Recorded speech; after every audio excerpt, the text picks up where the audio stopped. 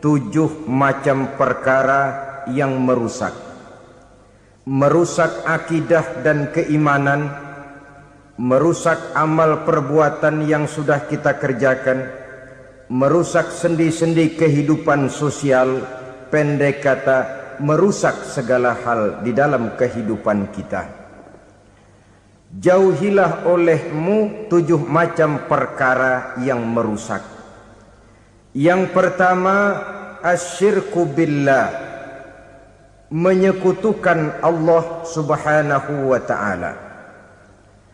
Agama dimulai dari keyakinan, maka kehancuran agama selalu dimulai dari kehancuran keyakinan, iman atau akidah yang dimiliki oleh seseorang.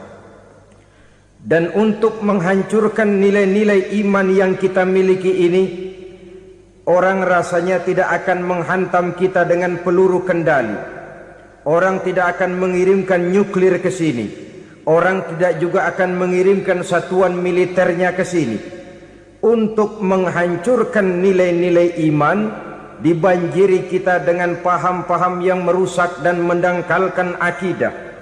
Baik ia bernama materialisme, baik ia bernama sekularisme, baik ia bernama banjirnya maksiat dan munkarat, baik ia bernama banjirnya peradaban dan kebudayaan yang menghancurkan moral daripada anak-anak kita, sedikit demi sedikit melenturkan dan melunturkan nilai-nilai keimanan kita, untuk kemudian pada waktunya nilai iman itu akan bertukar dan berganti menjadi nilai syirik kepada Allah subhanahu wa ta'ala. Atau pada sisi lain, menjadikan yang selain Allah sebagai tujuan akhir daripada kehidupan kita.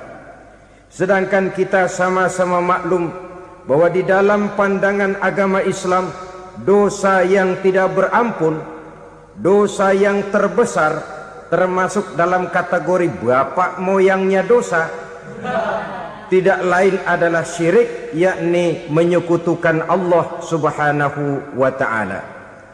Pola penghancuran iman ini memang berstrategi.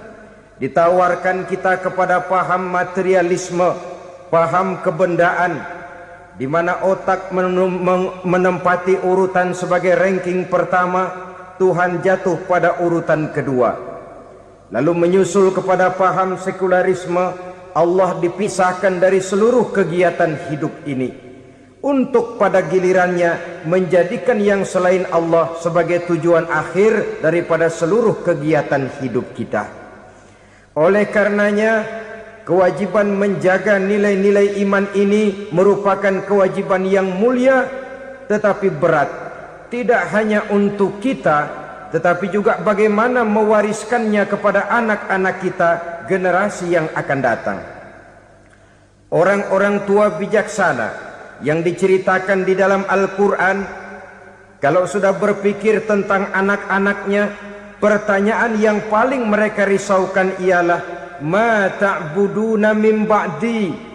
Anakku, kalau pada satu saat aku, ayahmu sudah tidak ada lagi di dunia ini, meninggalkan kamu semua, ma ta'buduna min ba'di, apa yang akan kamu sembah nak?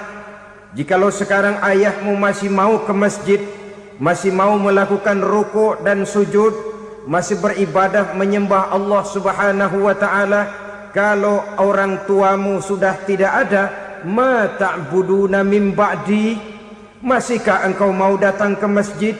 Masihkah engkau mau rukuk dan sujud? Masihkah engkau mau menyembah Allah subhanahu wa ta'ala?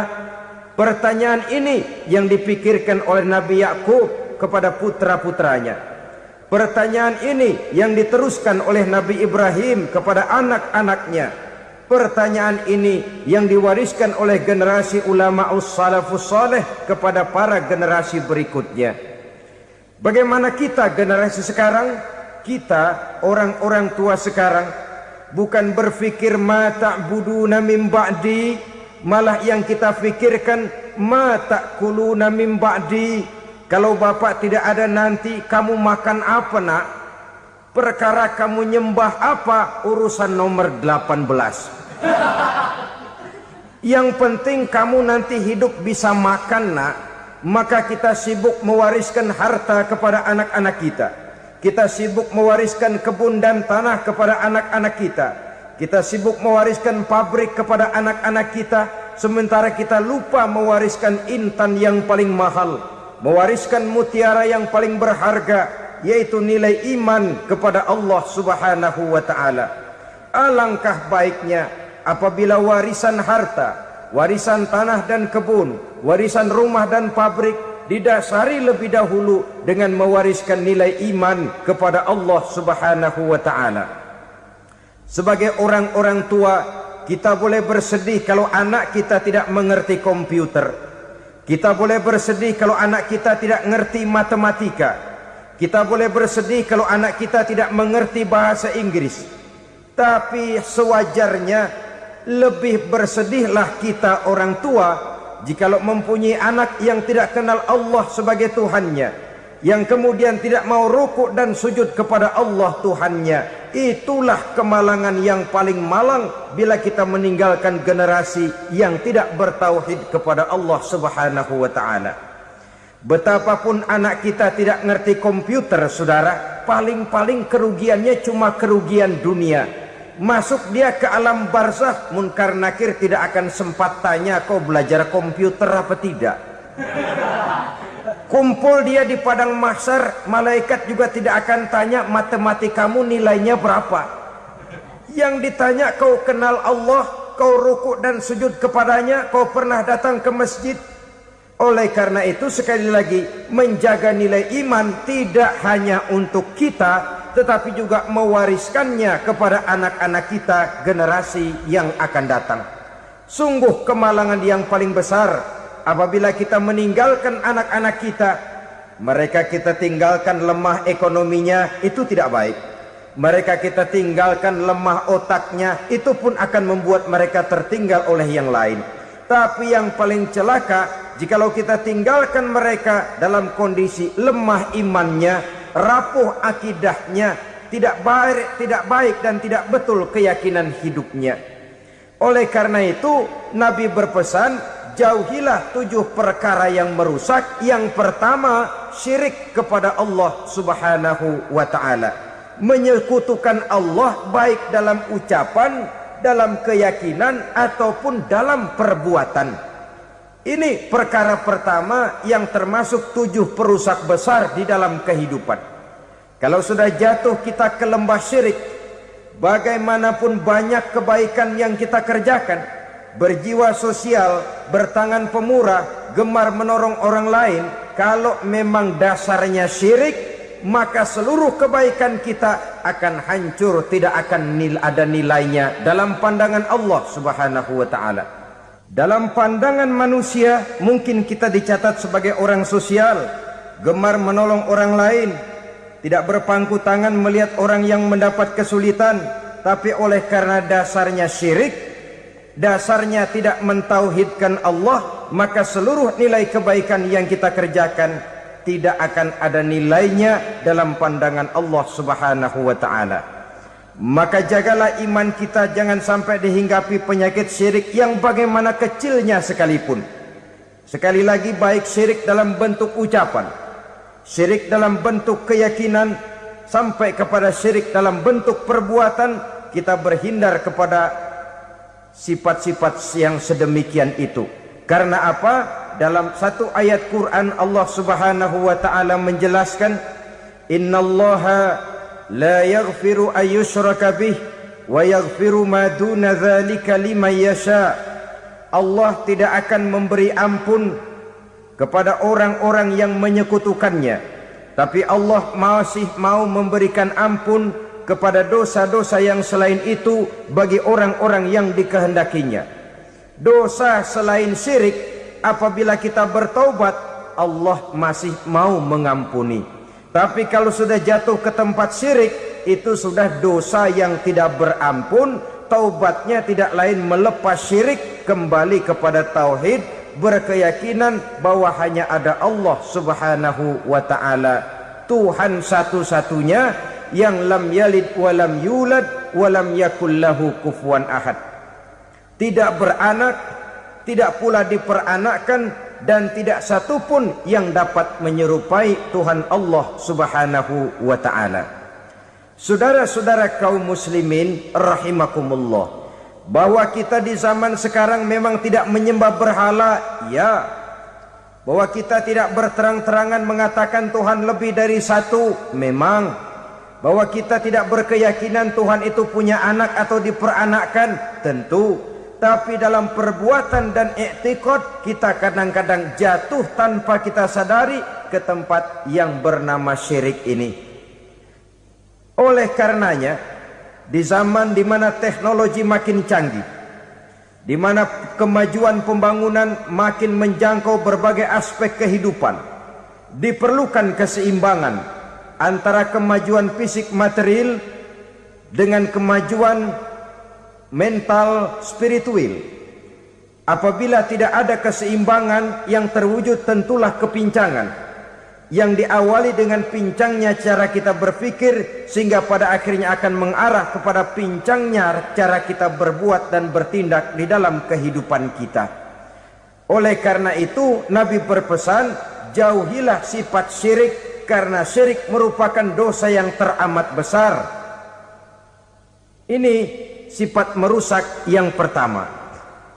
Yang kedua kata Nabi, wasihra, jauhilah sihir. Sihir ini juga termasuk perkara yang merusak kehidupan. Kita semua sama-sama maklum bahwa sihir sebenarnya bukan persoalan baru. Sejak sebelum datang Islam, sihir itu sudah ada. Di zaman Yunani kuno, sihir ada. Di zaman Mesir kuno, di zaman Cina kuno, dan yang lain-lain yang serba kuno, sihir itu sudah ada. Bahkan para nabi pun, para rasul yang diutus oleh Allah Subhanahu wa ta'ala, senantiasa berhadapan dengan ahli-ahli sihir untuk menguji kebenaran dari misi yang mereka bawa. Sihir adalah perbuatan di luar kebiasaan yang bisa dikerjakan oleh ahlinya dengan bantuan jin atau setan. Hukum mempelajari sihir adalah haram, mengamalkannya lebih haram lagi. Sebab itu saudara-saudara, sihir merupakan perbuatan merusak yang harus kita jauhi. Ciri-ciri daripada perbuatan sihir, pertama, ia mengandung tipuan, bayangan khayal. Di zaman Nabi Musa misalnya, orang melihat tambang-tambang itu seperti ular. Nabi Musa melayangkan tongkatnya menjadi ular-ular besar yang memakan ular-ular kecil ciptaan tukang-tukang sihir Fir'aun tadi. Lalu sihir bisa terjadi dengan bantuan jin kafir atau setan. Kemudian ciri yang ketiga, sifatnya halus dan tersembunyi. Taruh kata ada seorang ahli sihir yang mempergunakan ayat-ayat Quran sebagai jompa-jampe, sebagai baca-bacaan, itu cuma sekedar kedok. Tujuannya tidak lain menjadikan agama sebagai ketok untuk membenarkan cara yang dimurkai oleh Allah Subhanahu wa ta'ala. Satu hadis yang diriwayatkan oleh Imam Bazar dan Tabrani, Nabi berpesan, laisa minna man tatayyara lahu au takahhana au tukuhhina lahu au sahira lahu. Tidak termasuk ke dalam golonganku, kata Nabi. Tidak termasuk umatku. Siapa mereka? Man tatayyara lahu, orang yang bertatoyur. Apa tatoyur itu? Dari kalimat toyaro, artinya terbang. Toir biasa diartikan dengan burung. Tatoyaro percaya kepada suara-suara burung. Man tatoyaro lahu, mempercayai, meyakini dengan benar-benar kepada suara beburungan. Kan suka ada itu, nah bunyi burung tuh, maling liwat. Maling liwat. Burung bunyi, maling liwat. Itu termasuk tatoyaro lahu, percaya kepada suara burung. Kan aneh kalau suara orang nggak dipercaya, suara burung malah dipercaya. Ada ustadz ceramah, kiai ngaji, nggak mau didengerin, burung dengerin bener. Nah, suaranya dari sebelah mana? Belah kulon. Nah, itu tandanya ano. Habis dihitung-hitung. Itu termasuk tatoyaro lahu. Au takahana, atau bertenung, au tukuhina, atau minta ditenungkan. Au sahiro lahu, atau melakukan perbuatan sihir, atau minta disihirkan. Laisa minna, tidak termasuk ke dalam golonganku, kata Nabi. Sehingga dengan demikian saudara-saudara, menghadapi sihir dengan sihir sekalipun termasuk perbuatan yang tidak diajarkan oleh agama. Kita kan mempelajari sihir untuk jaga diri, tidak apa-apa. Yang dilarang mengamalkannya, dilarang juga mempelajarinya. Sebab orang kalau sudah mengetahui, biasanya lalu terangsang untuk mencoba. Kalau percobaannya berhasil, biasanya terangsang untuk coba lagi dan coba lagi. Pada akhirnya ketagihan, lalu beralih menjadi profesi, apalagi itu nanti bisa mendatangkan hasil uang. Saudara-saudara kaum muslimin rahimakumullah, kita manusia makhluk nyata, kita hidup di alam nyata, terikat oleh sunnatullah, causality. Oleh karenanya bagi kita keyakinan yang penuh, keikhlasan di dalam bertuhankan Allah, penyerahan diri sepenuhnya hanya kepadanya, itu sudah merupakan obat penangkal yang sangat ampuh agar kita tidak terkena penyakit-penyakit yang dibuat oleh setan dan para pembantunya. Sehingga beberapa ayat Quran mengajarkan, misalnya a'udzu bikalimatillahi tammati min syarri ma khalaq, atau bismillazi la yadurru ma'asmihi syai'un fil ardi wala fis sama, dengan menyebut nama Allah yang tidak bisa mendatangkan bahaya sedikit pun, dari baik yang datang dari langit maupun yang datang dari bumi. Jiwa yang kosong dari keyakinan yang penuh kepada Allah, jiwa yang penuh was-was dan ragu-ragu, itu yang mudah terserang oleh penyakit-penyakit yang dikerjakan oleh para tukang-tukang sihir, yaitu oleh setan dan seluruh para pembantunya. Kemudian hadis kedua yang diriwayatkan oleh Imam Ibnu Hibban, Nabi bersabda, la yadkhulul jannata mudminu khamrin wala mu'minu bisihrin wala qati'u rahmin. Tidak masuk surga. Ini Nabi yang bilang, tidak masuk surga. Siapa itu? Pertama, mudminu khamrin, orang yang berkekalan dalam mabuk. Selalu mudminun itu sudah menjadi perbuatan rutinnya, tidak kapok-kapoknya, teler seumur hidup. Mudminu khamrin, tidak masuk surga orang yang selalu bermabuk-mabukan.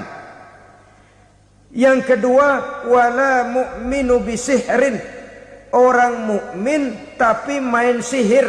Ini juga oleh Nabi diperingatkan, tidak akan masuk surga orang mukmin tapi suka main sihir. Wala qati'u rahmin, dan tidak juga orang yang memutuskan silaturahmi. Tiga macam manusia yang diperingatkan Nabi tidak akan masuk surga: orang yang selalu mabuk, orang mukmin yang main sihir, dan orang yang memutuskan silaturahmi. Saudara-saudara kaum muslimin rahimakumullah. Lalu orang berkata, kenapa dilarang kita bersihir? Padahal Rasul sendiri kan punya mukjizat. Nah, kita memang harus membedakan antara mukjizat dengan sihir. Dalam kehidupan agama kita kenal ada yang namanya mukjizat, Ada yang namanya karomah atau keramat biasa diucapkan. Ada yang namanya maunah. Ada yang namanya irhas. Ada juga yang namanya sihir. Kesemuanya ini berbeda, saudara-saudara. Yang dinamakan mukjizat itu khusus untuk para rasul saja. Satu kejadian luar biasa yang terjadi dilakukan oleh rasul atas izin dari Allah Subhanahu wa taala. Perbedaannya dengan sihir jelas. Sihir dari setan, mukjizat dari Allah. Sihir bisa dipelajari, mukjizat tidak. Sihir umumnya untuk maksud-maksud yang tidak baik, sedangkan mukjizat untuk memperkuat kebenaran yang disampaikan oleh para rasul dan ditentang oleh umatnya. Bahkan kafir Quraisy dahulu menganggap orang-orang ahli sihir itu berada dalam satu posisi yang hina, sehingga mereka mengatakan dan menuduh Nabi Muhammad sebagai tukang sihir. Tuduhan sebagai tukang sihir adalah tuduhan yang sangat aib dan hina. Di tengah masyarakat kufar jahiliyah, kedudukan tukang sihir dipandang sebagai kedudukan yang hina, sehingga mereka mengejek Nabi dengan sebutan tukang sihir. Jadi mukjizat hanya untuk Rasul saja. Kemudian karomah. Karomah ini asal kata dari karoma, kehormatan, kemuliaan yang diberikan Allah kepada hamba-hambanya yang rajin mendekatkan diri kepadanya. Oleh karena ketekunannya melaksanakan ibadah, Allah memberikan keistimewaan kepada orang itu, yang dengan keistimewaannya dia bisa mengerjakan yang tidak bisa dikerjakan oleh orang lain. Karomah hanya bisa dicapai dengan prestasi ibadah. Kalau sihir mau ibadah apa enggak, asal dia belajar, bersatu dan berteman dengan setan, memenuhi persyaratan-persyaratan setan, biasanya lalu bisa. Sedangkan karomah tidak mungkin terwujud tanpa orang mendekatkan diri sedekat-dekatnya kepada Allah Subhanahu wa ta'ala. Maka kita lihat biasanya orang-orang yang punya ilmu sihir, mukanya rata-rata nggak enak dilihat. Kumuh, jauh dari air wudhu, jauh dari sujud kepada Allah, malah berteman dengan setan, menjadi pelayan-pelayannya setan. Saudara-saudara, adapun maunah, keistimewaan yang diberikan Allah kepada hamba-hambanya yang belum sampai kepada tingkat wali, tapi orang itu lebih banyak kebaikannya daripada kesalahannya. Umpamanya, saudara jalan bertiga di pinggir jalan, saudara ada pada posisi di tengah, lalu bertiga ini ketabrak mobil. Menurut perhitungan saudara mati lebih dahulu. Tapi terjadi hal yang aneh, dua teman saudara mati, saudara malah cuma luka dan lecet sedikit saja. Apa itu? Kalau kita lebih banyak kebaikannya daripada kesalahannya, itu yang dinamakan maunah, pertolongan yang diberikan Allah kepada hamba-hambanya yang lebih banyak kebaikannya daripada kesalahannya. Sedangkan yang dinamakan irhas, kejadian luar biasa pada diri seseorang pada waktu dia masih kecil, yang menunjukkan tanda-tanda keistimewaannya. Itu umumnya pada para nabi pada usia kecilnya sudah ada irhas, tanda-tanda istimewa. Jelas baik mukjizat, karomah, maunah maupun irhas berbeda dengan sihir. Sihir ini jelas saja merupakan bantuan dan persekutuan antara manusia dengan setan. Padahal setan, kata Allah dalam Al-Quran, innahu lakum aduwwum mubin, sesungguhnya setan bagi kamu adalah musuh yang sangat jelas. Saudara-saudara kaum muslimin rahimakumullah, di zaman sekarang dalam menghadapi beban kehidupan yang makin pelik, menghadapi stres yang tidak kunjung selesai, menghadapi persoalan-persoalan yang teramat berat, orang sering mencari jalan keluar kepada hal-hal yang menurut pendapatnya bisa meringankan beban moralnya itu.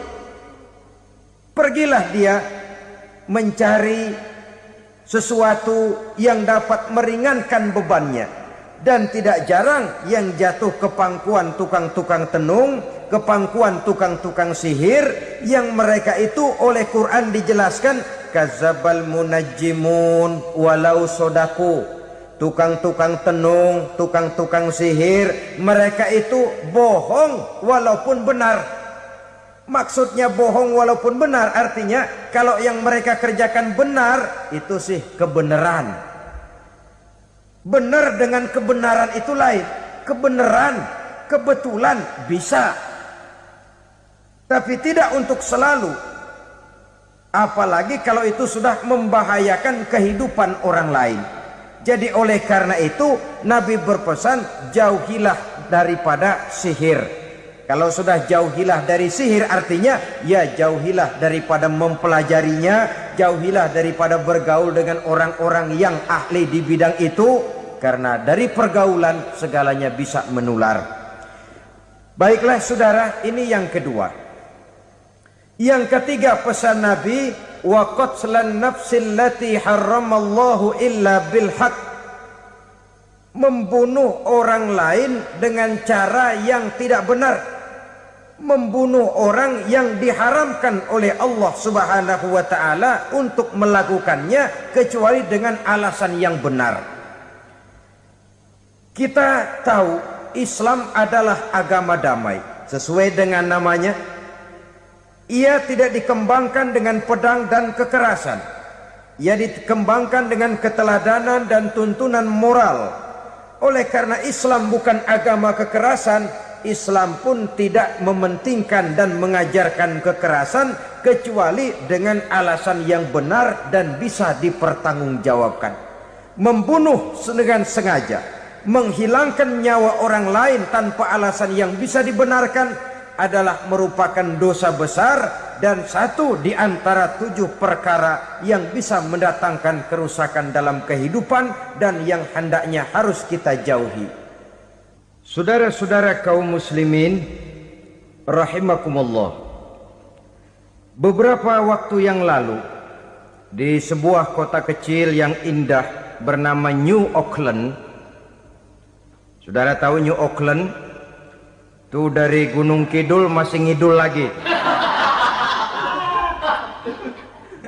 Pernah diadakan satu seminar yang membicarakan bagaimana menyelamatkan masyarakat manusia dari bahaya Perang Dunia Ketiga. Diperkirakan kalau terjadi Perang Dunia Ketiga, manusia tidak akan tersisa.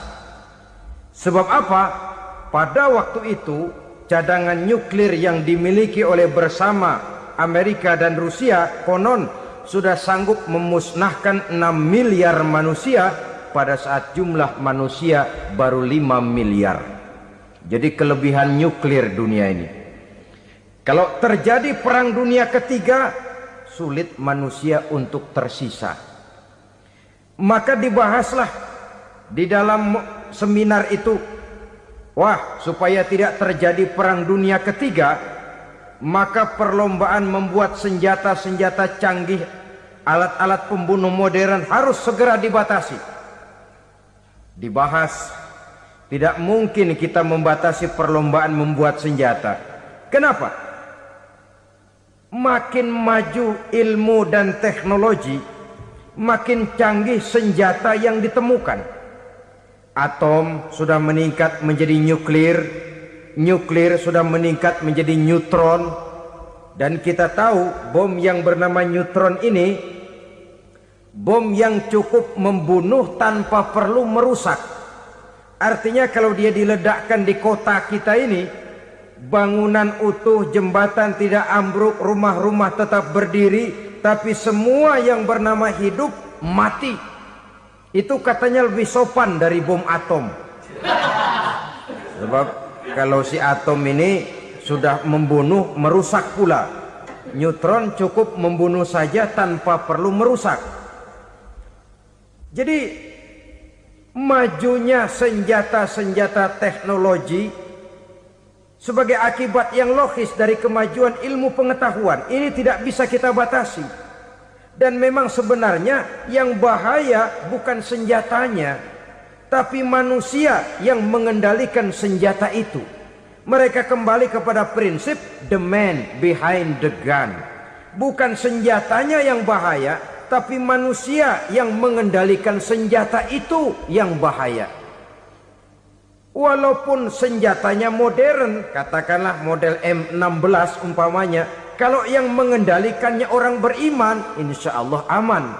Tapi biar megang cuma senapan angin, kalau yang megang orang brutal, ngeri kita deket-deket. Apalagi kalau memang bukan ahlinya menggunakan senjata, bisa ngeker kaki kena jidat.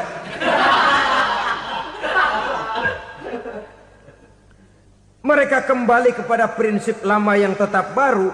Bukan senjatanya yang harus dibatasi, manusia yang mengendalikan senjata itu yang perlu dibicarakan. Nah, kalau begitu, agar manusia tidak mempergunakan senjata sewenang-wenang, apa yang harus kita lakukan? Ya, manusianya harus bermoral. Ya, tapi moral yang mana? Di dunia ini banyak ajaran tentang moral. Itu pun mudah saja. Di sini kan kita undang saja ahli dari berbagai agama untuk membicarakan konsep perdamaian menurut agamanya masing-masing. Baik, setuju itu? Setuju. Maka tampillah para ahli agama, mereka kembali kepada prinsip moral daripada konsep yang terkandung di dalam ajaran agama untuk menegakkan perdamaian. Mula-mula naiklah ahli dari agama Hindu, dibacakan konsep perdamaian menurut ajaran agama Hindu, bahwa untuk damai manusia harus meninggalkan nafsu keduniaannya, menempuh samsara dan sebagainya untuk mencapai nirwana, menjauhi kemegahan dan kemewahan dunia. Ini lalu dibahas, rasanya juga tidak mungkin ini. Kemudian dari agama Nasrani, bahwa untuk damai manusia harus menciptakan sifat kasih sayang. Kalau ditampar pipi kiri, berikan pipi yang kanan. Kalau diberikan selendang, berikan baju. Nanti orang kasihan, lalu dia tidak akan nampar lagi. Ketika ini dibahas, ternyata rasanya pun tidak mungkin bisa diterima. Karena apa? Di zaman sekarang orang ditampar pipi kiri, dikasih pipi kanan. Bukan kasihan, gemes. Damai belum tentu, bonyok udah jelas. Lalu ketika dibacakan konsep perdamaian menurut Quran, di mana disampaikan ayat wa jazaa'u sayyi'atin sayyi'atun misluha faman afa wa aslaha fa ajruhu 'ala Allah. Balasan terhadap satu kejahatan adalah kejahatan yang seimbang. Tetapi barang siapa yang memberi maaf dan mencari jalan damai, itulah yang terbaik dan akan mendapat pahala dari Allah Subhanahu wa ta'ala. Kamu tidak salah ditampar pipi kirimu, tampar lagi pipi kirinya sekeras dia menampar pipi kirimu. Nanti orang tidak mau menampar kita karena dia tahu kalau dia tampar kita, dia akan menderita tamparan sekeras dia menampar kita. Akan terjadilah prinsip saling hormat menghormati, tidak saling ganggu, tidak saling usil, tidak saling jahil. Atas dasar ini perdamaian bisa ditegakkan. Mereka bisa menerima konsep ini, tapi kemudian seminar ditutup tanpa satu keputusan resmi. Kenapa? Terus terang mereka kagum dengan konsep Islam, tapi sentimen lama terhadap nilai-nilai Islam telah menutup mata mereka untuk menerima kebenaran dari ajaran Al-Quranul Karim. Saudara-saudara kaum muslimin rahimakumullah, kembali kita kepada persoalan pokok. Roh adalah dari Allah, dia akan kembali kepada Allah, milik mutlak dari Allah. Tidak pantas kita merampasnya dari orang lain. Tidak wajar kita menghilangkannya tanpa alasan yang dibenarkan oleh agama. Di zaman sekarang akibat persaingan hidup yang makin tajam, lapangan kerja yang makin sulit, tensi ekonomi yang makin tinggi, atau karena nilai moral yang makin rendah, atau juga karena rapuhnya pegangan orang kepada agama, nyawa rasanya sudah sedemikian murahnya. Berbagai kasus membuat berdiri bulu roma kita. Ada mayit, ada manusia dipotong 6, dicincang macam kambing. Ada yang dipotong 5, ada yang dipotong 13, dikardusin, dibuang ke tempat sampah. Inna lillahi wa inna ilaihi raji'un. Gejala apa ini? Kanibalisme. Manusia sudah demikian sadisnya, manusia sudah sedemikian buasnya, sehingga sesama manusia diperlakukan seperti hewan. Padahal hewan sendiri belum pernah macan makan macan, bagaimanapun buasnya macan. Belum pernah serigala memakan serigala, bagaimanapun brutalnya serigala. Tetapi manusia makan manusia di zaman sekarang kadang jadi kenyataan dalam kehidupan kita. Kadang persoalannya remeh saja. Soal uang 200 perak, pisau bicara, nyawa melayang. Soal rokok sebatang, celurit bicara, nyawa melayang. Soal-soal yang sama sekali tidak prinsip, begitu mudah kita menghilangkan nyawa orang lain. Padahal Nabi pernah memperingatkan, apabila dua orang muslim sudah berkelahi dan berbunuh-bunuhan, al-qatil wal maktul finnar, yang membunuh dan yang terbunuh dua-duanya neraka. Sahabat heran, ya Rasul, kalau yang terbunuh, kalau yang membunuh masuk neraka itu sih wajar, tapi yang terbunuh kenapa neraka juga?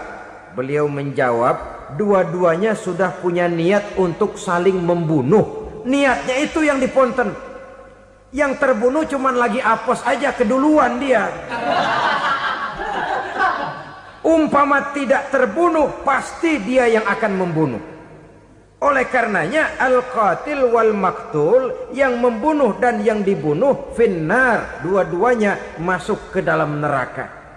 Islam menghormati kehidupan, tidak hanya terbatas kepada sesama muslim. Orang-orang yang berlainan agama pun yang mau hidup berukun, damai, berdampingan dengan umat Islam, jiwa mereka, darah mereka dilindungi oleh nilai-nilai Islam yang disebut dengan kafir zimmi ini. Mengganggu mereka sama saja dengan mengganggu aku, kata Nabi. Jadi oleh karena itu, sayangilah sesama. Kehidupan adalah anugerah Allah, bukan wewenang kita untuk mencabutnya dari orang lain, bukan wewenang kita untuk merampas dan menghilangkannya dari orang lain. Apa yang tidak enak terjadi pada diri kita, begitu pula lah apabila terjadi pada diri orang lain. Sehingga Nabi mengatakan, la yu'minu ahadukum hatta yuhibba li akhihi ma yuhibbu li nafsihi. Belum dikatakan beriman seseorang kamu apabila dia belum mencintai saudaranya seperti ia mencintai dirinya sendiri.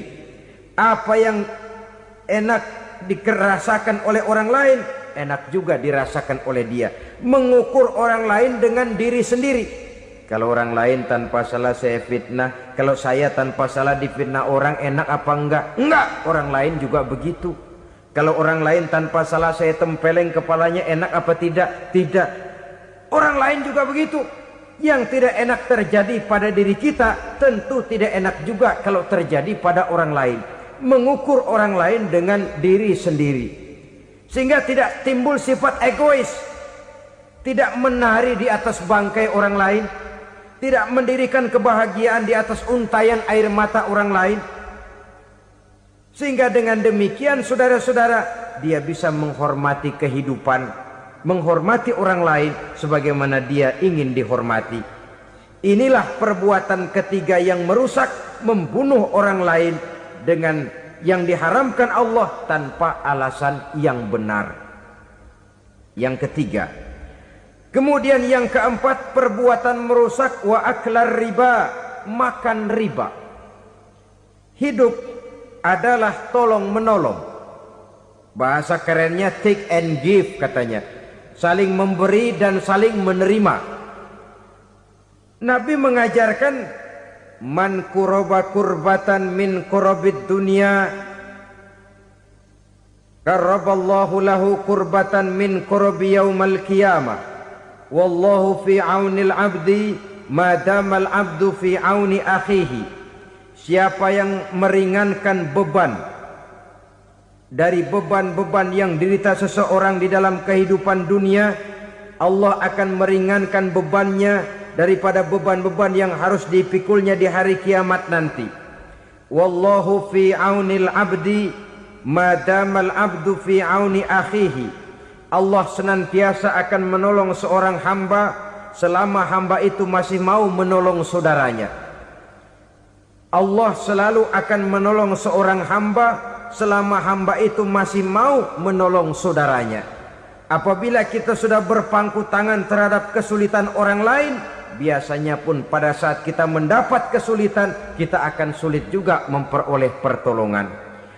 Nah, riba alias renten, kedoknya adalah menolong orang, tapi sama juga bulu buntutnya dilepas, palanya dicekek. Menolong orang pada akhirnya menjadi beban bagi seseorang. Dan memang mencari orang-orang yang berada dalam posisi kesulitan.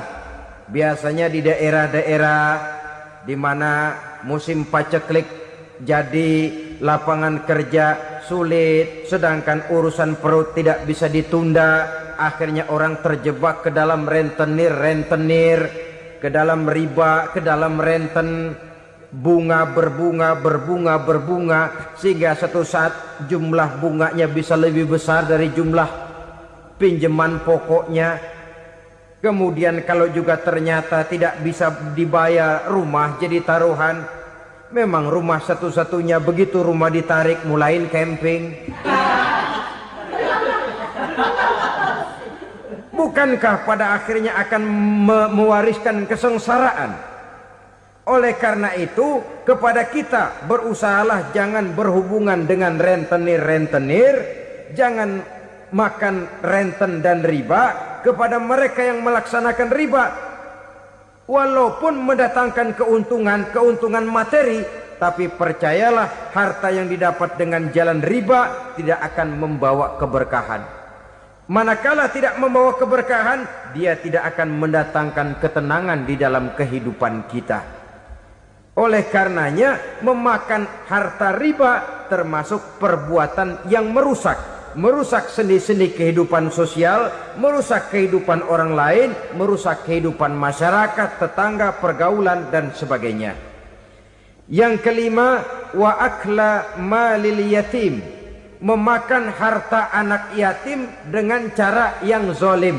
Nih, memang lezat. Anak yatim itu nggak tahu urusan apa-apa. Kita diamanahkan untuk mengurusinya. Kadang-kadang dibentuklah panitia penyantunan yatim piatu. Yatimnya mah tetap kelaparan, panitianya yang pada gendut.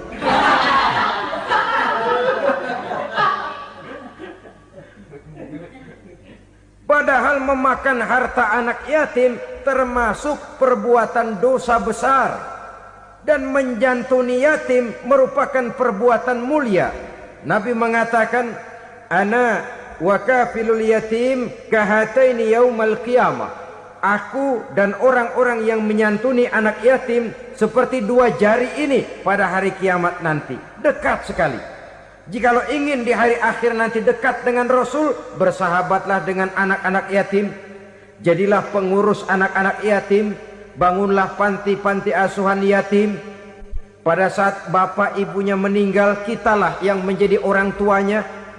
Bahkan sedemikian besar perhatian Islam terhadap anak-anak yatim ini, sehingga Quran memberikan peringatan, ara'aital ladzi yukadzibu biddin fadzalikal ladzi yad'ul yatim wa la yahuddu ala ta'amil miskin.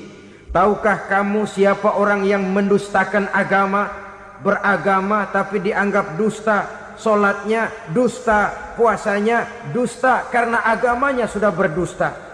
Siapa mereka? Fazalikal ladzi yad'ul yatim, orang yang menyia-nyiakan anak yatim, wala yahuddu ala ta'amil miskin, dan tidak pernah memberi makan kepada orang-orang yang menderita kemiskinan, menyia-nyiakan, meninggalkan anak yatim, termasuk perbuatan yang divonis kita sebagai orang yang mendustakan agama. Saudara-saudara kaum muslimin rahimakumullah, maka sangat dicela mengeksploitir anak-anak yatim, menjadikan mereka sebagai kedok untuk mencari kekayaan pribadi. Tetapi jikalau ikhlas, ganjarannya sangat besar, nilai pahalanya sangat besar. Menyantuni yatim tidak hanya setahun sekali. Kalau Muharram pakai istilah lebaran yatim, dibentuklah panitia, diberilah beras, uang 4-5 ribu rupiah, alhamdulillah. Tapi jangan lupa, si yatim tidak hidup cuma satu hari. Dia tidak hidup cuma di bulan Muharram saja, dia hidup 12 bulan dalam setahun. Sebagaimana anak-anak yang lain, dia juga berhak punya masa depan. Dia juga berhak menikmati bangku sekolah. Dia berhak mengenyam arti dan makna pendidikan. Dia berhak membekali diri dengan ilmu dan pengetahuan, seperti halnya anak-anak yang lain. Maka kita yang diberikan keluasan oleh Allah, ingatlah itu, bersahabatlah dengan anak-anak yatim, santuni mereka. Perkara setahun sekali di bulan Muharram, alhamdulillah, itu bagus, bin Thayyib alias baik. Tapi tentu dan tentu sekali lagi, si yatim tidak hanya hidup di bulan Muharram. Dia hidup 12 bulan dalam setahun, 24 jam dan di dalam sehari. Oleh karenanya, menyia-nyiakan mereka pada saat posisi kita memang mampu akan memojokkan kita dalam satu posisi di mana kita dianggap sebagai orang yang mendustakan agama, memakan harta anak yatim dengan cara yang zolim. Bapaknya udah meninggal, kebunnya lebar, anaknya dikelecehin. Nah, dah kamu gak usah pusing, nanti saya yang ngurus. Akhirnya bukan ngurus, nguras. Si yatim mungkin tidak tahu bahwa dia disia-siakan, haknya diambil, miliknya dizolimi. Tapi Allah yang akan membalasnya dengan seadil-adilnya. Maka makan harta anak yatim biasanya balasannya tokcer bin paten. Nggak banyak selang tempo itu, nggak percaya cobain dah. Nyobain aja kan nggak bayar, umpama.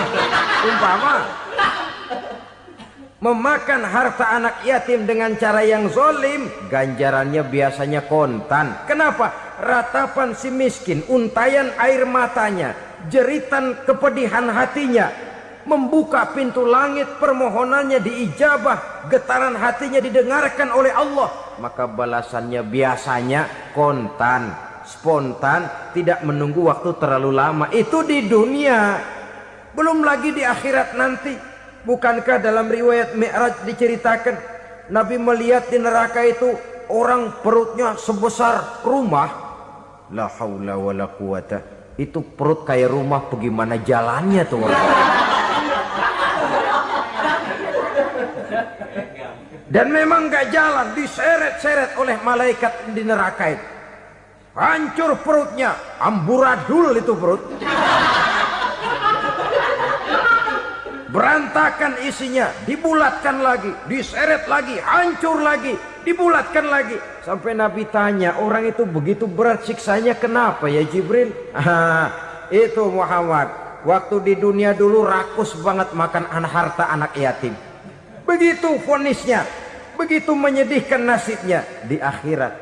Tapi di dunia pun ketidakberkahan itu sudah membayangi kehidupannya.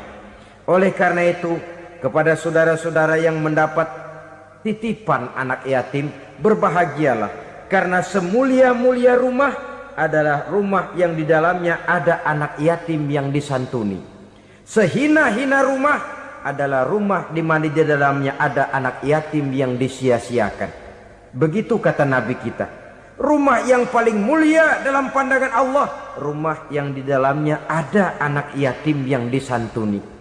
Rumah yang paling hina dalam pandangan Allah, rumah yang di dalamnya ada anak yatim yang nasibnya disia-siakan. Berbahagialah saudara apabila menjadi penyantun anak-anak yatim, pelindung mereka, sehingga mereka mempunyai masa depan sebagaimana anak-anak lainnya. Rasulullah sendiri sedemikian peka terhadap keadaan anak-anak yatim karena beliau sendiri memang mengalami umur 6 bulan dalam kandungan ibu, beliau sudah ditinggalkan oleh ayahnya. Pada saat berusia 6 tahun ibu sudah meninggal. Yatim piatu dalam usia di mana beliau sedang perlu belas kasih seorang ibu dan pengertian seorang bapa. Kepekaan itu lalu timbul, bahkan kemudian sampai kepada beliau berkata, aku dan orang yang menyantuni anak yatim seperti jari tengah dan jari telunjuk di hari akhirat nanti. Sedemikian dekatnya. Baiklah ya, jadi yang kelima, memakan harta anak yatim. Jauhi karena ini perbuatan yang merusak.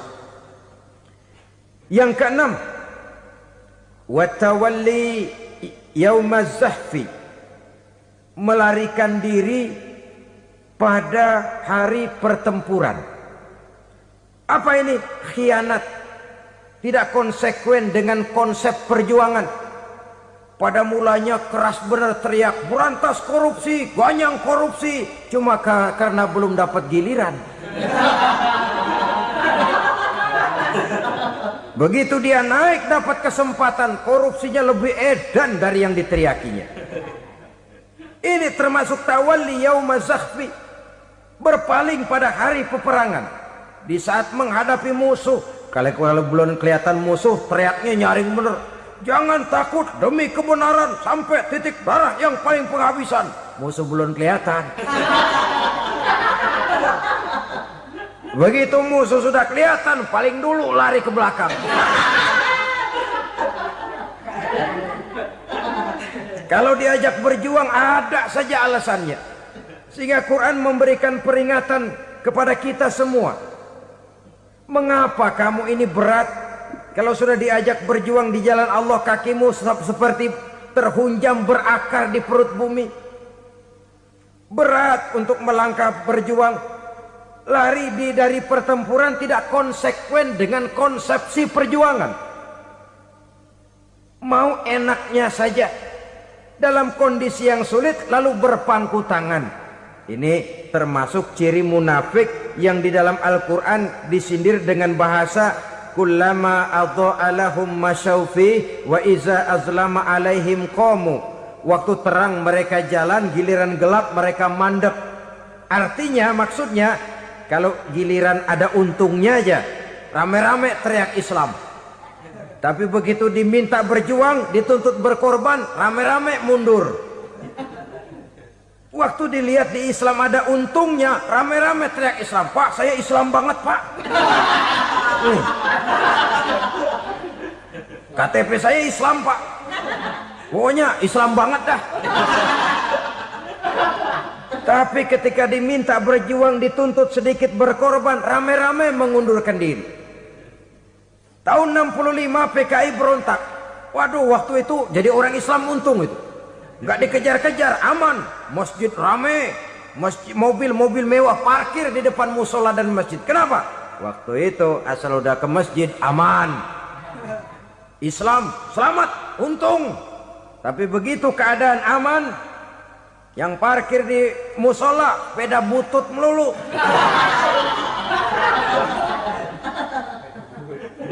Waktu terang mereka jalan, waktu gelap mereka berhenti. Dikala di Islam ada untungnya, baru wah Islam bagus, Islam hebat. Tapi waktu dilihat ada kerugian, jangan bawa-bawa Islam dah. Jangan bicara soal Islam, ini kan bukan soal agama. Bukan soal agama. La haula wa la quwata illa billah. Beragama kita ambil talfik fid din, mengambil yang enteng-enteng saja dalam urusan beragama ini. Tidak konsekuen kita dengan Islam kita. Seolah kita mau memilih mana yang terasa cocok sama selera kita, kita teriak Islam. Beratan aja dikit, rame-rame berpaling. Itu termasuk tawalli yaumaz zahfi. Para pengkhianat, mental-mental hipokrit yang tidak mau konsekuen menghadapi segala bahaya. itu termasuk perbuatan yang merusak. Kenapa? Kalau cuma dia saja yang lari, mungkin tidak jadi soal. Tapi larinya ini akan mempengaruhi orang lain. Nah, pengaruhnya itu yang dicegah. Sebab kalau satu sudah mulai lari, yang lain mulai ngelirik. Ketika yang dilirik kemudian tidak ada reaksi, dia akan ikut lari. Artinya apa? Seorang muslim harus konsekuen dengan konsep perjuangannya, dengan keyakinan keagamaannya, dan tidak memilih yang enak-enak saja di dalam kehidupan beragama. Lari dari pertempuran, bermental khianat, mengkhianati agama, merupakan satu di antara sifat yang merusak. Terakhir saudara, wa qazfal muhsanatil ghafilatil mu'minat, menuduh perempuan baik-baik yang tidak tahu menau tentang tuduhan yang dituduhkan kepadanya, menuduh perempuan mukmin yang baik-baik yang tidak tahu menau tentang tuduhan yang dilakukan kepadanya. Fitnah lebih bahaya daripada pembunuhan. Orang yang tidak salah bisa hancur namanya, orang yang berniat baik bisa ambruk perjuangannya oleh karena fitnah. Sehingga dikatakan al-fitnatu asyaddu minal qatli. Fitnah lebih bahaya daripada pembunuhan. Maka memfitnah ini termasuk satu dosa di antara 7 hal merusak yang harus kita jauhi semampu kita, semampu-mampunya. Mengupayakan sebisa-bisanya jangan sampai terjebak ke dalam hal yang demikian.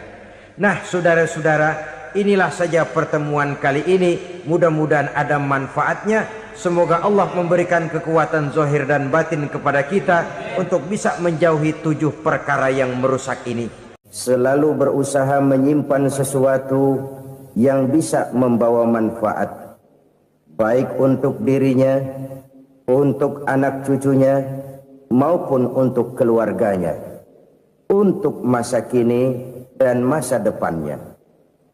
Kadang simpanan itu berbentuk uang, kadang berupa tanah, lain saat berbentuk pabrik, dan lain sebagainya. Sementara masa depan yang paling pasti adalah akhirat. Jika untuk masa depan dunia kita rela memeras keringat, membanting tulang, pergi pagi dan pulang petang, menyimpan uang, menyimpan tanah, menyimpan pabrik, pernahkah kita merenung jika satu saat kiamat datang, kita dibangkitkan dari kubur masing-masing, berdiri di padang mahsyar untuk mempertanggungjawabkan seluruh kegiatan hidup kita di dunia ini, lalu kita akan menuju ke alam akhirat. Sudahkah kita mempunyai simpanan untuk akhirat kita? Pada pertemuan kali ini saya ingin menyampaikan sebuah hadis di mana Rasulullah sallallahu alaihi wasallam bersabda, arba'un min kanzil jannah. Simpanan sorga ada 4 macam. Yang pertama, ikhfa'us sadaqah, menyembunyikan sedekah.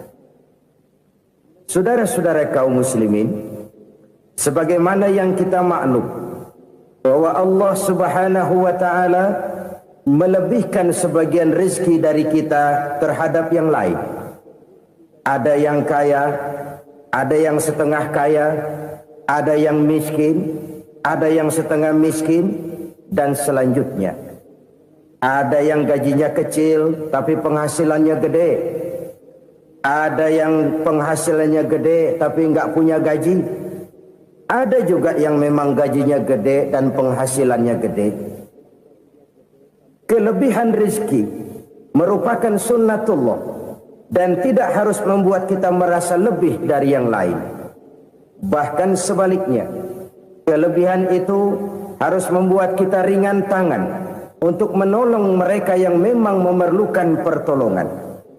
Kalau saudara diberikan ilmu, maka pertanyaan akhirat cuma satu: ilmumu kau amalkan untuk apa? Kalau saudara diberikan umur yang panjang, pengadilan akhirat juga bertanya satu: umurmu kau habiskan di mana?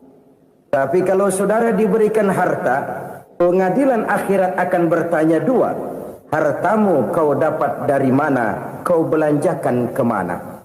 Dari mananya ditanya dan kemananya juga ditanya. Oleh karena kita akan dimintakan pertanggungan jawab, maka amanah yang bernama harta ini harus kita gunakan dengan sebaik-baiknya. Ada penggunaan yang merupakan kewajiban, itu zakat namanya. Ada penggunaan yang sewaktu-waktu, itu infak namanya. Ada yang lebih sewaktu-waktu lagi, dan itu sedekah namanya. Zakat dia terikat oleh haul dan nisab, oleh putaran batas waktu dan ukuran dari harta itu sendiri. Sedangkan infak terikat oleh situasi dan kondisi perekonomian seseorang. Sedangkan sedekah tidak terikat dengan apapun. Dalam kondisi seperti apapun kita bisa melakukan sedekah dengan yang terkecil sekalipun. Sampai-sampai Rasulullah sallallahu alaihi wasallam mengajarkan, la tahqiranna minal ma'rufi syai'an walau an talqa akhaka biwajhin talik. Atau ada hadis, tabassumuka fi wajhi akhika laka sedekah. Senyumanmu kepada temanmu adalah sedekah. Jadi untuk melakukan sedekah tidak harus dalam berbentuk uang. Dengan ilmu kita bisa sedekah, dengan tenaga kita bisa bersedekah, dengan pikiran kita bisa bersedekah, bahkan senyum kepada teman itu pun sedekah. Jadi kalau sedekah dengan uang memang belum punya uang, nyengir aja banyakin. Itu asal pada tempatnya, jangan lalu ketemu tiang listrik cengengesan. Tentu tidak pada tempatnya dan tidak wajar. Nah, sedekah yang paling dicintai Allah adalah sedekah yang disembunyikan. Artinya jauh dari sifat riya. Kan kadang-kadang ada orang sedekah itu disebutkan namanya. Apa tidak bagus? Kalau memang niatnya ikhlas, ya bagus-bagus saja. Untuk memberikan sugesti kepada yang lain. Di Fulan bin Fulan nyumbang sekian, diumumkan. Boleh kalau niatnya untuk memberikan rangsangan kepada yang lain supaya dia menyumbang lebih besar dari orang tadi. Tapi kalau itu mendatangkan riya, maka sedekah yang paling dicintai Allah adalah sedekah yang disembunyikan. Tangan kiri saja tidak tahu apa yang diberikan oleh tangan kanan. Sedekah yang dilakukan dengan ikhlas akan merupakan perbendaharaan surga, tersembunyi dari pandangan orang lain, tidak seorang pun tahu. Karena memang sikap yang baik adalah melupakan kebaikan dan mengingat kesalahan. Itu salah satu ciri orang bahagia. Orang yang selalu mengingat kesalahannya dan berusaha melupakan segala kebaikannya. Kalau dia akan berada kebaikan, dia tidak bisa ikut, dia merasa rugi karena dia merasa belum pernah berbuat baik. Tapi kalau akan melakukan kesalahan baru, dia ingat kesalahan yang sudah-sudah, sehingga terhalang baginya untuk melakukan satu kesalahan baru. Demikianlah saudara-saudara, bahwa Allah melebihkan rizki sebagian kita dari yang lain, agar terjadi tolong-menolong dalam kehidupan ini. Jadi kesenjangan yang nature, kesenjangan yang alami, itu sunnatullah. Ada yang kaya, ada yang miskin, ada yang kelas menengah. Nah, kenapa lalu sekarang kita berusaha mengentaskan kemiskinan? Oleh karena adanya kesenjangan struktural. Kalau yang kaya bisa semakin kaya, kenapa yang miskin tidak bisa naik jadi ikut sedikit kaya? Sebab pada dasarnya Islam adalah agama yang sejak turunnya sudah berupaya memerangi kemiskinan. Bahkan dikatakan kemiskinan itu mendekatkan kepada kekufuran. Orang kalau miskin udah dekat banget sama kafir. Gampang menjadi kafir. Berapa banyak saudara-saudara kita yang oleh karena soal perut, oleh karena soal materi, terpaksa meninggalkan dan menanggalkan akidahnya. Menjual petunjuk yang diberikan Allah dengan kesenangan dunia yang cuma sebentar ini. Na'udzubillah, thumma na'udzubillah. Jadi makin kita sembunyikan satu sedekah, semakin banyak perbendaharaan kita di surga. Sedekah yang paling dicintai Allah adalah sedekah yang disembunyikan. Malahan ada seorang sufi, dia punya kebiasaan kalau pergi sholat Jumat dia bawa uang, itu uang dia taruh di bawah tikar masjid. Dia niat sedekah kepada siapa saja yang nemuin itu duit. Maksudnya apa? Supaya yang nemuin nggak tahu siapa yang punya duit. Demikian dia saking ingin menyembunyikan sedekahnya. Karena sifat ria itu bisa memakan amal kita sendiri. Ria itu termasuk menyebut-nyebut kebaikan kita. Orang yang suka nepuk dada, sedikit-sedikit ngitungnya kalau nggak gua. Oh, kalau nggak gua tuh yang belas itu kalau nggak gua. Iya, kalau nggak lu kenapa emang? Orang yang suka menepuk jasa, biasanya memang begitu, saudara-saudara. Kalau perang lagi berkecamuk, orang nggak sempat ngaku jadi pahlawan. Tapi begitu perang selesai, yang kagak kenal bedil ngaku pahlawan, mas. Itu sesuatu yang biasa. Oleh karenanya, orang-orang yang ikhlas dalam bersedekah, disembunyikannya sedekah itu, Allah cinta betul. Malahan ada hadis memberikan jaminan, inna sadaqatal mar'il muslimi tazidu fil umri wa tadfa'u mitatas su'i. Sesungguhnya sedekahnya seorang mukmin tazidu fil umri, bisa menambah umur panjang. Wa tadfa'u mitatas su'i, dan menyelamatkan manusia dari mati secara su'ul khatimah. Jadi siapa yang kepengen panjang umur, banyaklah sedekah. Yang bosan hidup, pelit terus. Sedekah menambah panjang umur dan menyelamatkan manusia dari mati secara su'ul khatimah. Pak, katanya umur itu nggak bisa ditambah, nggak bisa dikurangin. Kapan? Kalau ajal sudah datang. Wa idza jaa ajaluhum la yastakhiruna sa'atan wa la yastaqdimun. Kalau ajal datang tidak bisa dimajukan, tidak bisa dimundurkan. Itu kalau ajal sudah datang. Tidak bisa lagi umur ditambah dikurangi, sudah datang. Tapi kalau belum datang, itu kan haknya Allah. Mau ditambah, mau dikurangi, hak prerogatif Allah. Sebagai pencipta manusia, Allah maha kuasa dan maha mampu. Sedekah ini menambah panjang umur dan menyelamatkan manusia dari mati secara su'ul khatimah. Orang mati kan sama ya, kondisinya mati, nggak nafas. Tapi hakikat mati kan lain-lain. Ada yang mati itu husnul khatimah, baik akhirnya. Misalnya lagi ngaji mati, lagi sholat mati, lagi sedekah mati. Ini yang dinamakan dengan husnul khatimah, baik di akhirnya. Sebaliknya ada yang su'ul khatimah, jelek di akhirnya. Ini yang jadi catatan akhir. Lagi nyekek botol, mampus.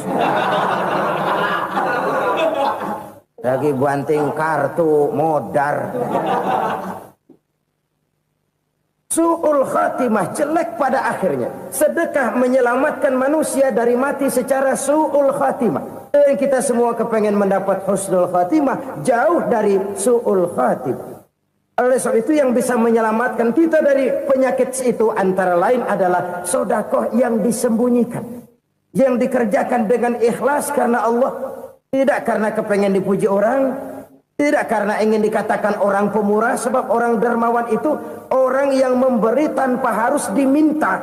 Kalau masih harus diminta, ya belum dermawan namanya, masih harus diminta. Kalau nggak diminta ya tulus, lolos, polos.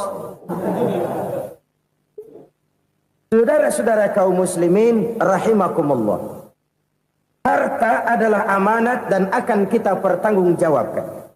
Allah melebihkan rizki sebagian kita dari yang lain agar kita saling tolong menolong, bantu membantu. Nabi janjikan siapa yang meringankan beban saudaranya muslim di dunia, Allah akan meringankan bebannya di akhirat nanti. Sebuah jaminan dari baginda Nabi. Si orang yang kita bantu barangkali tidak bisa membalas, Allah yang akan membalas lewat jalan lain yang tidak pernah kita sangka-sangka. Ada orang tanya, Pak, ini ada orang nyumbang masjid sambil marah-marah, bagaimana? Saya bilang sumbangannya aja ambil, marahnya jangan. Marahnya jangan diambil, itu urusan dia. Saudara-saudara kaum muslimin rahimakumullah. Umat Islam ini kan umat yang punya potensi besar. Kadang kita merenung, kenapa kadang-kadang pembangunan masjid kok lambat sekali? Kalau hotel hari ini peletakan pertama, bulan depan peresmian. Supermarket hari ini peletakan batu pertama, minggu depan peresmian. Tapi kalau sudah yang namanya masjid, kadang-kadang peletakan batu pertama sekaligus jadi batu terakhir. 3 tahun, 4 tahun, campur nebar jalak di jalanan, duit dijaring kayak ikan sepat. Apa tidak ada orang Islam yang kaya? Banyak. Apa tidak ada pengusaha muslim yang jadi konglomerat? Ada. Lalu yang belum banyak itu yang komit terhadap nilai-nilai agamanya. Akhirnya kita jatuh jadi umat yang lemah. Belum ada pengusaha konglomerat muslim buka pabrik supermi cap beduk misalnya umpamanya atau pabrik kecap cap sorban supaya identitas keislamannya sedikit kelihatan. Kita jatuh jadi umat yang lemah karena potensi tidak terinventarisir dengan baik. Kita ini ibarat kompor yang cuma matengin nasi orang lain. Potensi kita dimanfaatkan oleh orang lain. Ukhuwah Islamiyah kita baru terbatas kepada silaturahmi. Ukhuwah di bidang ekonomi kita lemah. Ukhuwah di bidang kebudayaan kita lemah. Apalagi ukhuwah di bidang politik kita lebih rapuh lagi. Padahal ukhuwah itu adalah totalitas kehidupan manusia. Menyangkut ipolek sosbud. Memerlukan nilai-nilai ukhuwah. Jadi oleh karena itu mari kita menyadari. Di dalam harta kita, walaupun kita yang cari, pergi pagi, pulang sore, peras keringat, banting tulang, di sana ada harta anak yatim. Di sana ada hak masjid. Di sana ada hak pesantren. Di sana ada hak jihad. Berbahagialah seseorang apabila dia oleh Allah dijadikan keran. Keran itu menyimpan air, tapi tidak untuk dirinya, tapi disalurkannya kepada mereka yang memang memerlukannya. Saudara-saudara kaum muslimin rahimakumullah, ini yang pertama. Jadi perbendaharaan surga adalah menyembunyikan sedekah. Orang lain nggak tahu, kita pun nggak pernah ngitung-ngitung. Kita anggap lewat begitu saja, padahal itu deposit akhirat. Satu. Yang kedua, perbendaharaan surga itu apa? Wa kitmanul musibah, menyembunyikan kesulitan. Kadang orang takut menghadapi kesulitan. Tapi makin kita merenung, hidup ini kan sebenarnya urusan. Takut sama urusan ya jangan hidup. Tandanya orang hidup itu kalau punya urusan. Urusan melupakan problem. Problem sering menimbulkan kesulitan. Kesulitan bukan untuk ditakuti, tapi untuk diatasi dan dicarikan jalan keluarnya. Siapa sih orangnya yang gak pernah sulit-sulit? Makin tinggi status sosialnya, makin gede urusannya. Makin tinggi kualitas imannya, makin berat tingkat kesulitannya. Cuma memang yang namanya enak itu seperti pelangi. Biang lala itu nggak pernah di atas kepala kita, di atas kepala orang melulu. Lo sih enak lo, kata kita. Dia juga bilang yang enak kan lo. Pelangi itu nggak pernah di atas kepala kita. Kata tukang beca, aduh enak ya naik Mercy. Kata tukang beca, apa yang di dalam mobil Mercy? Aduh enak bener tukang beca, di jok ngeringkuk ngorok pulas bener. Saya kamar pakai AC sejuk, tempat tidur sutra empuk, alga spring bed, kulak kulik nggak bisa pulas kalau belum minum Valium, belum tidur. Enak bener tukang beca, di jok ngorok nggak tahu wetan kulon. Itu tukang beca bilang yang di Mercy enak, yang di Mercy bilang tukang beca enak. Inilah enak. Nggak pernah di atas kepala kita, di atas kepala orang lain melulu enak itu. Nah, saudara-saudara, yang merupakan perbendaharaan surga itu orang yang bisa menyembunyikan kesulitan, baik pribadi ataupun rumah tangga. Nih terutama rumah tangga yang jadi soalnya. Kadang-kadang kita ini kalau senang, sebaliknya kalau senang kita diam, kalem aja, cuek. Banyak banget duit kita bawaan, diam aja udah. Malah ketemu orang takut. Tapi begitu susah, sekampung tahu. Padahal Nabi mengajarkan perbendaharaan surga itu menyembunyikan musibah, menyembunyikan kesulitan. Kalau enak, cerita sama orang-orang. Kalau nggak enak, rasain sendiri, tekan sendiri, atasin sendiri. Kita kan sebaliknya. Senang kita diam, asal lagi susah, paling tidak kita nyari teman buat cerita kesusahan. Siapa orangnya yang nggak pernah susah? Cuma soalnya bagaimana kita mengatasi kesusahan itu sendiri. Begitu juga misalnya kalau orang sudah berumah tangga, itu orang tuanya harus menjadi tempat dia cerita yang enak-enak saja. Yang nggak enak rasain berdua, selesaikan berdua, atasin berdua. Jangan dibalik. Asal senang diam, giliran susah saja. Maknya laporan. Terbalik. Bisa menjaga security informasi. Maka nama bayam keluar diam, malah seluitan. Enak amat lo makan daging ayam. Security informasi. Saudara-saudara kaum muslimin rahimakumullah. Ujian yang terberat itu yang pernah diberikan kepada para nabi, para rasul, para aulia, para ulama. Makin tinggi keimanan, makin berat bentuk kesulitan. Ayo saya kemukakan satu contoh saja. Ada seorang nabi yang kaya, nabi kaya, namanya Nabi Ayub. Iblis kalau orang begini kan keki, ibadahnya rajin, kaya. Nih yang kayak begini susah digodain. Kalau ibadahnya rajin, miskin, kali bisa disogok. Sini imannya mantap, ibadahnya rajin, kaya, nabi lagi. Oh, tapi namanya iblis nggak kurang akal. Laporan, Tuhan, kenapa Les? Ya ini bahasa saya, bahasa Qurannya sih nggak gitu. Itu hambamu yang namanya Ayub, dia rajin ibadah cuma karena dikasih kaya aja. Coba kasih miskin dia, berhenti dia sembahyang. Ah, kamu bisa aja. Saya tahu Ayub itu hambaku yang ikhlas. Saya buktiin Tuhan, silahkan. Dibuktiinlah, iblis turun ke alamin. Yang mula-mula dia lakukan, dia rusak sawah ladang Nabi Ayub. Dia binasakan binatang ternak Nabi Ayub. Sehingga dalam waktu singkat, jatuhlah Nabi Ayub dari orang paling kaya jadi orang paling miskin. Beliau masih ibadah di mihrab dalam masjid. Datang iblis. Saudara Ayub, ya, lagi ngapain? Ibadah. Nyembah Allah, nyembah Allah. Oh, percuma. Kenapa? Tuhan yang ente sembah nih, dia udah bikin miskin ente. Sawah ladang ente hancur lebur, binatang ternak binasa. Sekarang ente jadi orang paling miskin. Ngapain nyembah Tuhan kayak begitu? Tekor.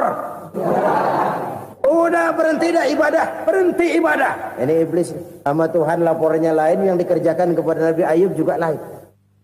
Benar begitu iblis kata Nabi Ayub? Iya. Sawah ladang saya habis, buras. Binatang ternak saya binasa, binasa. Saya miskin, bangpak. Apa jawab Nabi Ayub? Bukan innalillahi, ini hebat. Alhamdulillahillazi a'tani wa akhza minni. Segala puji bagi Allah yang telah memberikan harta kepada saya dan sekarang mengambilnya lagi. Alhamdulillah. Allah yang ngasih, Allah yang ambil. Itu mah urusan Allah. Iblis cuman ibadah jalan terus, sujud lagi Nabi Ayub. Iblis seleher gondok banget. Dasar Nabi nggak mempan dia apa-apain. Miskin malah alhamdulillah. Allah yang ngasih, Allah yang ambil. Jadi kalau kita tidak komit, kita tidak terikat kepada kaya, miskin, senang, susah, apa yang bisa bikin kita susah? Jadikan kekayaan, kemiskinan, jadikan senang, susah sebagai anak buah yang bisa kita atur. Jangan kekayaan ngatur kita, jangan kemiskinan ngatur kita. Kita yang harus mengatur mereka. Senang, susah, kaya, miskin, bahagia, sengsara, jadikan itu anak buah yang bisa kita atur. Kalau sekarang kita kaya, lain saat boleh jadi kita miskin, semiskin-miskinnya. Allah yang ngasih, Allah yang ngambil. Tenaga mana yang bisa menghalangi? Ibadah jalan terus. Iblis makin gondok. Dasar Nabi loh. Akhirnya apa? Nabi Ayub dikerjain, diberikan penyakit. Demikian fatal penyakitnya. Bayangin, udah miskin sakit. Masya Allah. Miskin sakit. Sakitnya nggak lama, kira-kira 16 tahun. Istrinya 3, 2 mental minta ceraiin. Ngerawatin laki bengek begini. Senang belum tentu, susah udah pasti nih. Cerai aja, cerai dah. Cerai. Tinggal satu Siti Rahmah yang setia menemani beliau.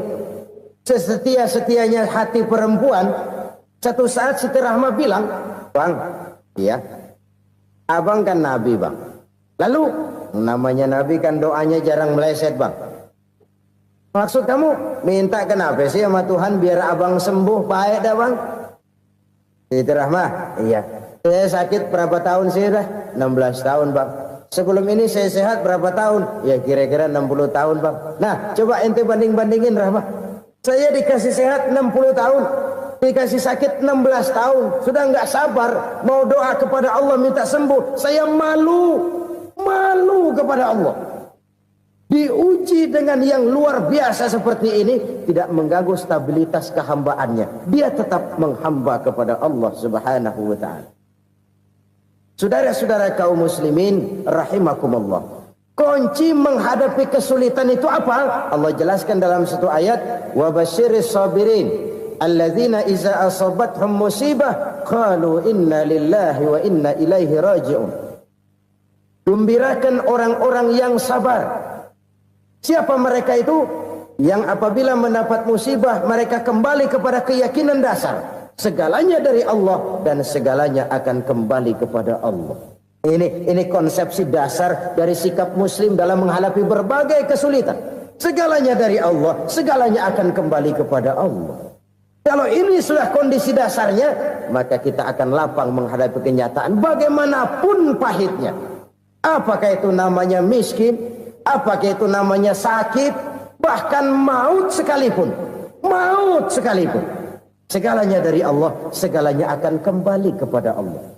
Ini sikap hidup, bukan sekedar ucapan. Kita kadang-kadang menjadikannya sebagai ucapan. Mulutnya sehingga berhenti, innalillahi wa inna ilaihi raji'un, tapi nangisnya terus gerung-gerungan. Bukan itu, ini kesadaran moral. Kalau segalanya dari Allah, segalanya kembali kepada Allah, kan sebenarnya cuma nunggu giliran. Hari ini saya nyembayangin dia, entah hari apa saya disembayangin orang. Hari ini saya antar dia ke kubur, entah hari apa orang nganterin saya ke kubur. Hari ini saya tahlilkan dia, entah nanti kapan orang tahlilkan saya. Segalanya dari Allah, segalanya akan kembali juga kepada Allah. Oleh sebab itu saudara-saudara, kesulitan bukan untuk ditakuti.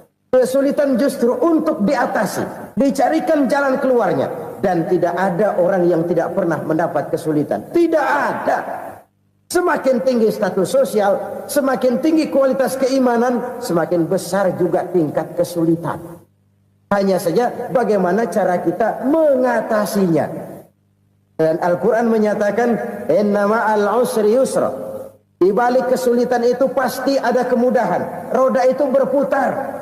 Karena itu Rasulullah sallallahu alaihi wasallam mengingatkan kepada kita, "Ta'arraf ila Allahi fir raha ya'rifka fis syiddah." Ingatlah kepada Allah di waktu kamu senang, supaya Allah ingat kepada kamu di waktu kamu susah. Kalau waktu senang kita ingat kepada Allah, kita susah, Allah tidak akan meninggalkan kita.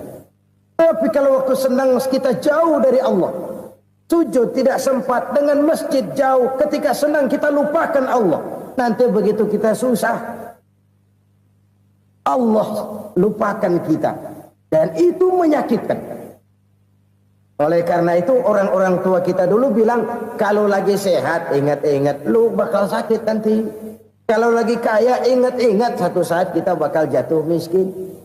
Bahkan kalau lagi muda ingat-ingat kita bakal tua. Dan yang terpenting, kalau lagi hidup ingat-ingat kita bakal mati.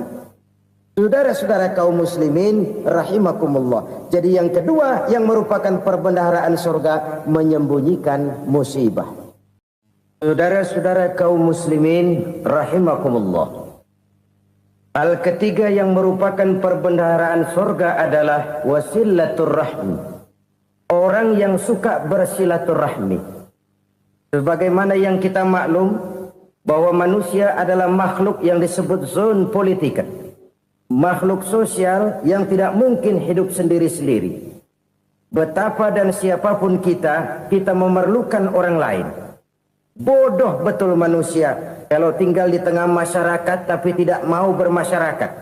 Merasa hebat sendiri, pintar sendiri, gagah sendiri, kaya sendiri. Mungkin kalau mati juga ngubur sendiri. Jangankan kita di sini. Di sorga saja Nabi Adam waktu sendirian bengong melulu, mondar mandir. Allah tegur dam sepidam. Ya ini kalau bahasa saya. Iya Tuhan sepi ini nggak ada coret-coretan pisan ini. Diciptakan Siti Hawa baru anteng Nabi Adam. Itu di sorga. Cobalah. Umpamanya saudara tinggal di Jakarta nih. Kayak bener. Apaan aja di Jakarta punya saudara dah. Pembuatan Semanggi ambil.